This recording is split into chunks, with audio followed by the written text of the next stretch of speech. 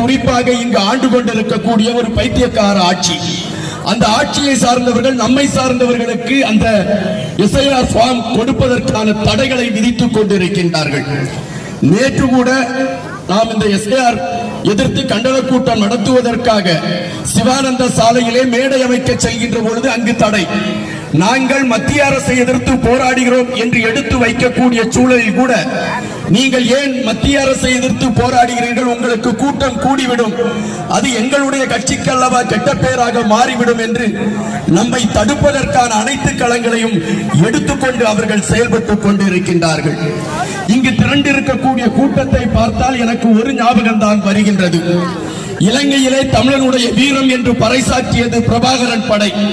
அந்த படையின் ஒரு வீரியத்தை நான் இந்த மண்ணிலே உங்கள் முன்னால் பார்க்கின்றேன். அதுபோலத்தான் புறநானூற்றிலே ராஜராஜ சோழனை சொல்வார்கள் சங்க காலத்திலே.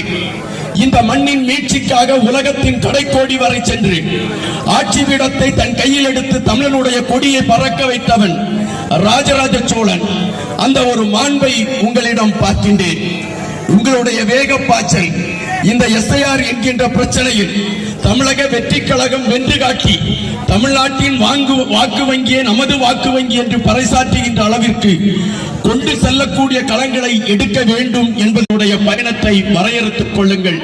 நேரமும் காலமும் அதிகம் இல்லாத காரணத்தினால் கிடைத்த நேரத்தை அதிகப்படுத்திக் கொண்டு என்னுடைய நேரத்தை நான் இங்கு எடுத்துக்கொள்ள விரும்பவில்லை. வருகின்ற தேர்தல் நமது தேர்தல் என்பதை விட நமது தானை தலைவன் முதல்வராக ஜார்ஜ் கோட்டையிலே அமரக்கூடிய தேர்தல் என்பதை நாம் பதிவு செய்ய வேண்டிய ஒன்றாக இருக்கின்றது. எனவே உங்கள் அனைவரோடும் நான் மீண்டும் கேட்டுக்கொள்கிறேன், துவண்டு விடாதீர்கள். இதுதான் நமக்கு முதல் களம். நீங்கள் ஒரு தூக்கணாங்குருவியை பார்ப்பீர்கள் என்றால் அது கூடு கட்டுவதற்கு எவ்வளவு முயற்சியை எடுக்குமோ அதுபோன்ற ஒரு முயற்சியை நீங்கள் எடுக்க வேண்டும் என்பதுதான் களம். துவண்டு விடாதீர்கள். தமிழனின் வீரத்தை போல நீங்கள் செயல்படுங்கள். கண்டிப்பாக வெற்றி உங்களை வந்து ஈட்டும். நம்முடைய தலைவர் முதல்வராக அரியாசனம் ஏறுவார் என்பதுதான் அதற்கான அடித்தளமாகத்தான் இந்த இடத்தை நான் பார்க்கின்றேன்.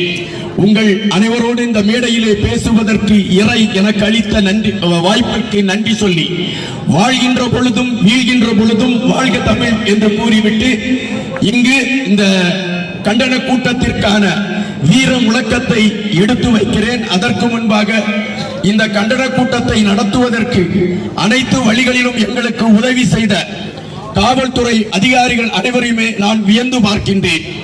காரணம், பல இடங்களில் காவல்துறை அதிகாரிகள் எங்களுக்கு பல இன்னல்களை கொடுத்துக் கொண்டிருக்கக்கூடிய சூழலில் இங்கு காவல்துறை அதிகாரி